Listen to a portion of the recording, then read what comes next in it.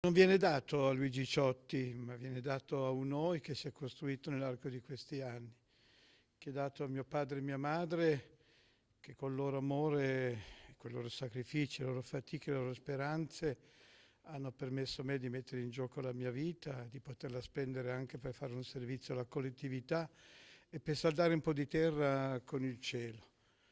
La voglio dedicare, la dedico a un amico, a un poeta, a un artista, Romano Tabacchi, che se n'è andato pochi mesi fa.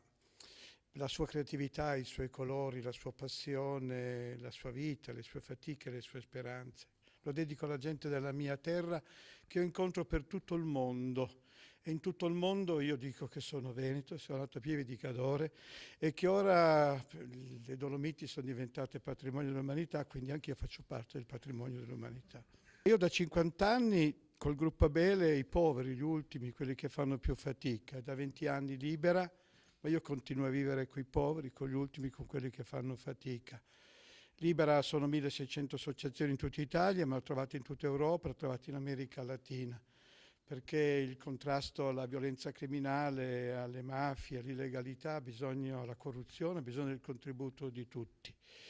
Allora il problema è certamente che corruzione e mafia nel nostro paese sono due facce della stessa medaglia, non c'è nessuna regione che può dirsi esente. Ci sono colori diversi, tinte diverse, ma certamente le mafie cercano dove c'è bellezza, dove c'è denaro, dove ci sono le possibilità, loro arrivano in forme e in modi diversi. Allora il problema non è solo chi fa il male, ma quanti guardano e lasciano fare. Ma attenzione che c'è l'altra dimensione. Il problema non sono solo i poteri legali, violenti, criminali, ma sono anche i poteri legali che si muovono illegalmente. E quindi non possiamo dimenticare quando la Banca d'Italia, che tempo fa ci ha detto che ci sono dei corrotti che siedono regolarmente nei consigli di amministrazione di enti pubblici.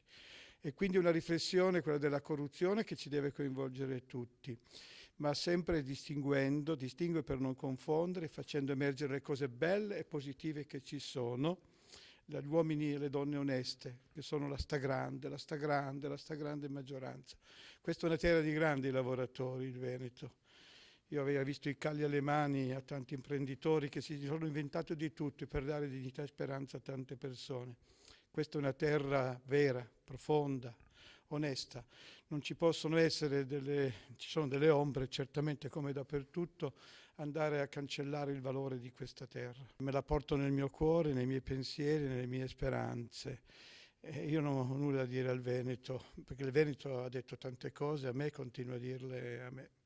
Un riconoscimento a simboli del nostro Veneto, quelli che si sono particolarmente distinti, quello che l'hanno fatto grande, che l'hanno portato in tutto il mondo, ma nel caso odierno di Don Ciotti, perché sicuramente il suo insistere sulla cultura della legalità, dell'etica, della solidarietà ha cambiato un po' il modo di pensare e di agire di molti di noi. La stragrande maggioranza, la quasi totalità dei veneti, io credo che siano onesti, grandi lavoratori, hanno degli ideali profondi di etica, di solidarietà, di moralità. Ovvio che qualche mela marcia poi può esserci dappertutto, ma credo che noi dobbiamo soprattutto coltivare le mele buone.